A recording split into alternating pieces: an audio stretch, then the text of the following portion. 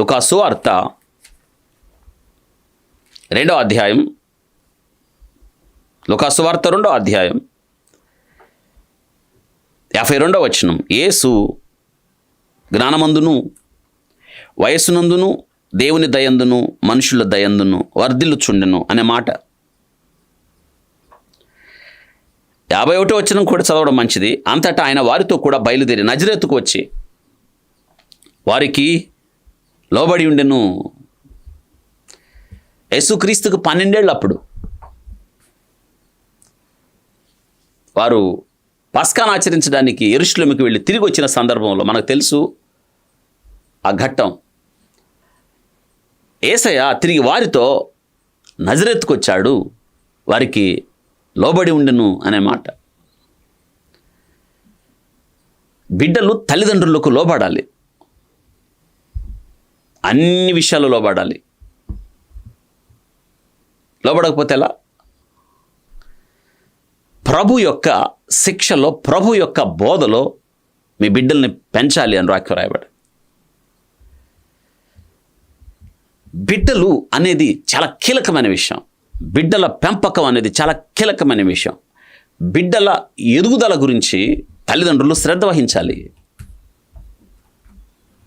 అందులో కీలకమైన విషయం ఏమిటంటే, యేసు క్రీస్తు శరీరధారిగా ఉన్నప్పుడు ఆయనకి భూలోకంలో తల్లిదండ్రులు యోసేపు మరియా వారికి లోబడి ఉండెను. మన బిడ్డలు లోబడుతున్నారా? ఆలోచించండి. చాలామంది తల్లిదండ్రులు వారి బిడ్డల గురించి బాధపడటం నాకు తెలుసు.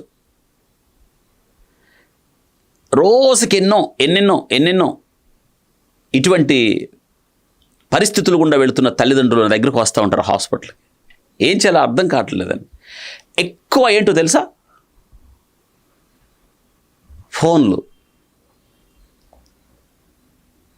ఫోన్కి వారు ఆ వ్యసనానికి వారు బందీలుగా మారిపోయారు.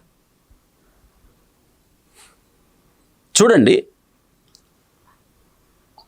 అవసరము, అలవాటు, వ్యసనం. ఫోన్ అనేది అవసరం వరకే దాన్ని అలా ఉంచాలి, కానీ దాన్ని అలవాటు చేయకూడదు. అసలు చిన్నపిల్లలకి ఫోనులతో ఏం పని? ఆలోచించండి. ఫోన్లు వారికి ఇవ్వవలసిన అవసరత ఏదైనా ఉంది అంటారా?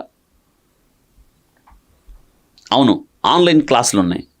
దానికి ప్రత్యామ్నాయ ఏర్పాట్లు చేయాలి. ఒకవేళ, ఎందుకంటే ఇవి కడవరి దినాలు, ఇవి అంత్య దినాలు, అపాయకరమైన దినాలు. అవును, కీడు కలుగుతున్న దినాలను రాయబడ్డది. లోకంలో అంతా కీడే. కీడులో నుండి తప్పించని ప్రార్థన చేయాలి మనం మన బిడ్డల కోసం. పరలోక ప్రార్థనలో కీడులో నుండి మమ్మల్ని తప్పించి యేసుక్రీస్తు ప్రభు శిష్యులకు నేర్పిన ప్రార్థన. ఎబ్బేజు ప్రార్థన కూడా కీలకమైన ఈ మాట చేర్చుకున్నాడు అందులో.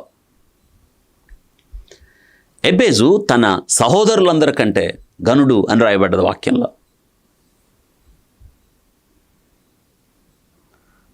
దేవునికి మొరపెట్టాడు. ఏమన్నా తెలుసా? 4 విన్నపాలు చేశాడు.